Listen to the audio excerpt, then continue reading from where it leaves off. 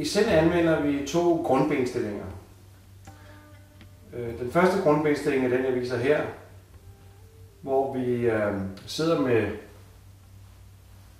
zafuen på højkant og placerer sådan, at vægten fordeles jævnt mellem begge knæ og halebenet, der sidder lige oven på zafuen.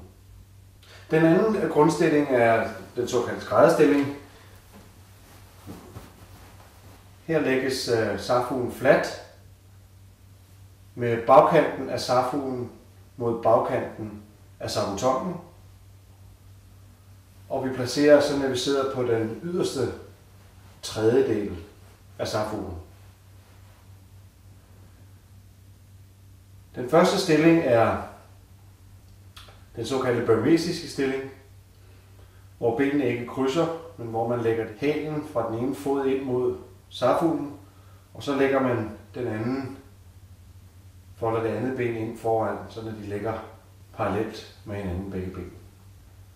Så kan man skifte til en kvart lotus, hvor man lægger foden op i folden mellem lægen og lårmusklen. Og man kan skifte til en halv lotus, hvor man så lægger foden op i lysken. Og man kan skifte til en fuld lotus, hvor man har begge fødderne op i lysken. Det er vigtigt, at man vælger den stilling, der passer en bedst, og i mit tilfælde er det en halv lotus. Altså, hvor det ene fod er placeret op i lysken. Håndstillingen er således, at man lægger højre hånd nederst og venstre hånd oveni, og så folder man tommelfingrene sammen i en såkaldt mudra, og man placerer tommelfingrene ud for navlen og lader lillefingrene og hænderne hvile let ind mod maven. Hænderne og armene må ikke hvile på benene, men man holder sine hænder svævende. Det bidrager til, at vi opnår en meget fokuseret meditationsstilling, således at hvis vi kommer til at bevæge os ud i lidt dagdrømme eller tanker, så slipper vi med det samme, og så får vi et feedback, et signal fra kroppen om, at nu skal vi tilbage i fokus. Vi sidder med ret ryg. Hofterne, på grund af at vi sidder på den yderste tredjedel af puden, åbner hofterne lidt op,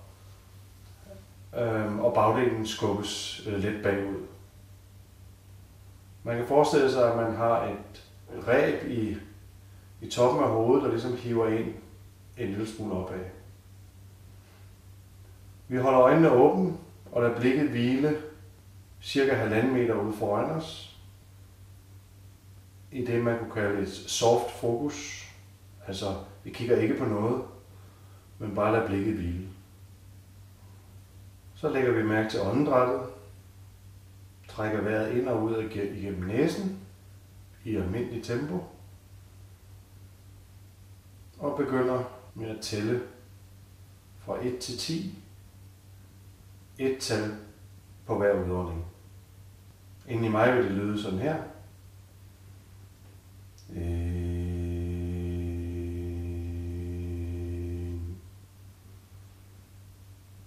2,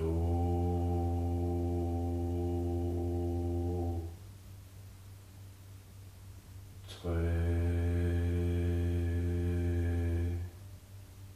Når jeg kommer til 10, starter jeg forfra fra 1. Og hvis jeg glemmer at tælle, eller ikke kan huske, hvor jeg er kommet til, så starter jeg forfra på 1. Denne meditationsøvelse udføres i 15-25 minutter, 1 til 2 gange om dagen.